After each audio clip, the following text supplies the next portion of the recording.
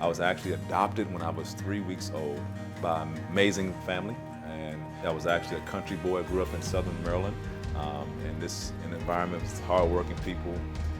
It taught me work ethic, and we love to eat. Got a love for cooking and love for food at that time.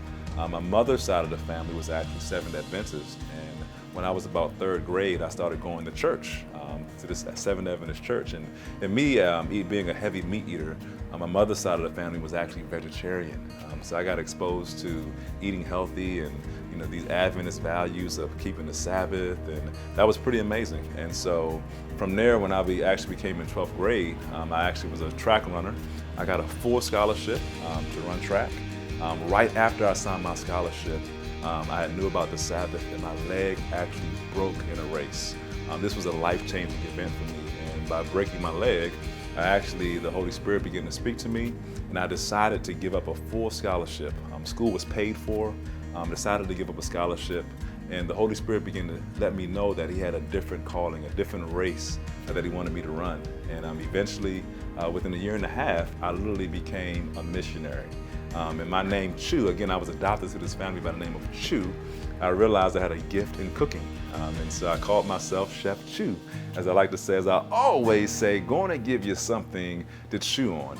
And I began at that time in like 2002, 2003, developing my first food products. And we had something called Crunchy Bunchy Granola.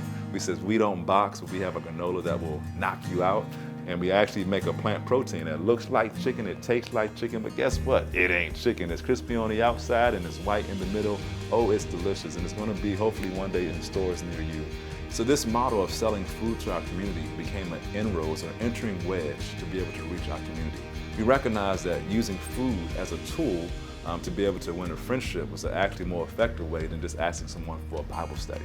And so we use this food as a way to make friends, to be able to build relationships. And this became my life work, became the calling of bridging food into an actual ministry. Eventually in 2008, I started my first restaurant called Eating to Live.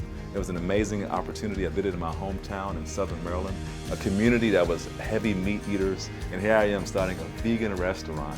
We're starting a church plant in the city of Oakland, utilizing, again, a restaurant as a means to build relationships within the community. We're finding that people love healthy food.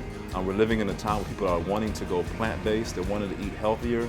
We've never seen such a surge of people wanting to transform their lifestyles. And so we're actually providing a solution. We do cooking classes for our community. We're actually just mentoring youth, showing them better ways of living, better ways of eating, and also just being a friend. And right now, we're actually in the process of having Bible studies with people in the community.